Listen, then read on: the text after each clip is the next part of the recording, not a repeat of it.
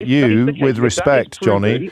No, I won't wait a sec. I won't wait a sec because we can't keep spouting from one position to another. You can't keep saying they should be held accountable. They are not being held accountable, which means that your grounds for supporting what is happening have disappeared from beneath your feet in the course of a single... I know you disagree, but I'm just telling you what everyone else can hear. All right, so we've all seen people like this online and heard them on the radio. The person who considers themselves a reasonable, moderate supporter of Israel. Their argument is usually grounded in ideas of democracy and accountability. But what happens when that moderate stance crashes into the brutal, uncompromising reality of Netanyahu's war in Gaza?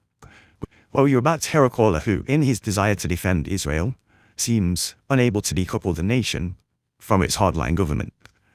And he's about to be pushed by pure logic into a corner where he finds himself justifying things he might never have imagined he would. If you want to see more videos like this, hit the like and subscribe button, and don't forget to ring the notification bell so you never miss a video. Now let's watch this together, and then I'll give my thoughts at the end. Well, first of all, I'd like to say I'm a supporter of Israel personally, and what they're trying to do. Oh, that's where we part. That's where we part. Well, I'll say the following: for any Israeli or any soldier that's shot anyone indiscriminately, and certainly a civilian, they should be held accountable. And there are cases, many cases in Israel, where there have been terrorists who have been disarmed, and then someone in the IDF has gone and shot them still, and they have been put in prison in Israel. That's what happens. So the fact that and I'm not sure, to be honest with you, I don't quite understand what you've just told me. You can take all the time you want, Johnny. There's no rush. Okay, thank you. We're talking about terrorists in Israel. In Israel, there have been cases where terrorists in Israel have been shooting, and Israeli soldiers have been present and disarmed them, and then another soldier has gone and shot that terrorist, and that person from the IDF has been held accountable. Yes, but that's in Israel. Put in prison. No, my point is that's in Israel, where everyone can see it happening. Correct. Because there's no journalists banned. There's no journalists banned from Israel, so you wouldn't be able to sweep that under the carpet, would you? But in Gaza, I'm with you. I'm with you. My point is that if someone has shot and killed a civilian, or in this case, Israeli civilians, and they were the IDF that's done it, and they have no justification and had no threat towards them, they should be held accountable. But when we look at the situation as a whole, I'm going to have to be a little bit strict with you, and I hope you appreciate that that's fair. But you can't say I support something because I believe that something should happen. You can only support it if that thing is happening. Correct. I agree. And it's not.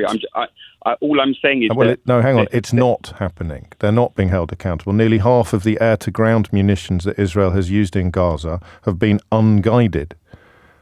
They're literally called dumb bombs. There's no control or discretion over where they land at all.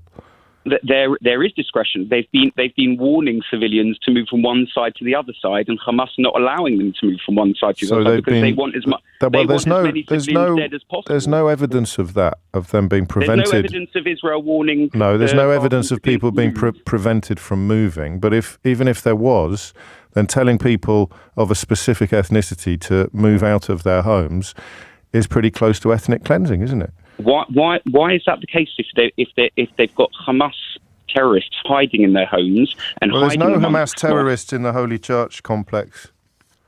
How do you know? I'm interested. You know because the Latin Patriarchate of Jerusalem said so, and they'll be in daily contact with the people who've been shot dead. They weren't there either. It's in a church in Gaza. So then you've got some people. Then you've got people in direct contact with the Christians in that complex saying there are no belligerents here, and then people like you, with respect, Johnny.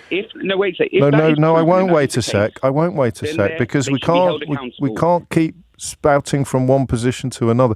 You can't keep saying they should be held accountable.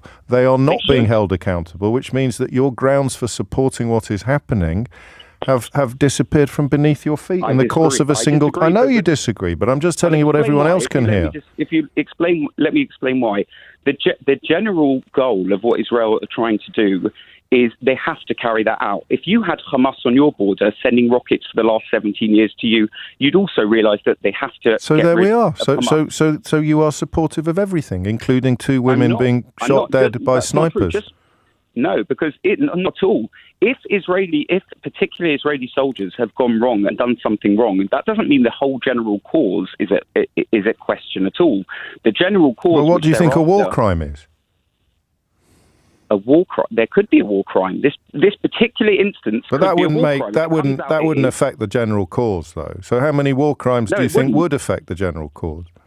I don't know. It's a good question. But on the whole, 90% of what they're doing is trying to get back. They were shot in cold blood inside the premises of the parish where there are no belligerents. 3 Israeli hostages shot dead, waving white flags, having taken their shirts off.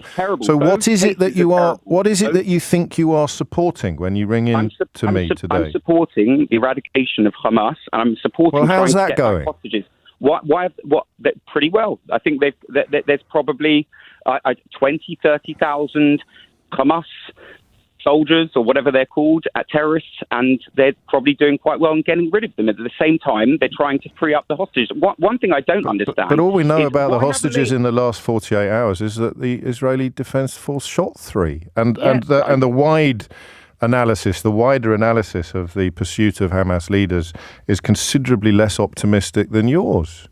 Although I appreciate you weren't expected to be asked about it. So we can't claim that what is happening in the church compound in Gaza, or we can't claim that the oldest mosque in the area, the Omari Mosque, 5th century Byzantine church, which was destroyed earlier this month, St. Porphyrius' church, the oldest in Gaza, damaged in another strike in October, displaced people there, 57 disabled people in this compound, which was set on fire. They've now lost electricity. None of that can be justified on the grounds of trying.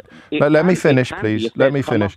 None of that can be. It can be, and we've seen Hamas terrorists. None of that can be justified. In all of these places. So if Hamas are hiding in a building full of disabled people, you support Israel bombing that building and killing everyone in it.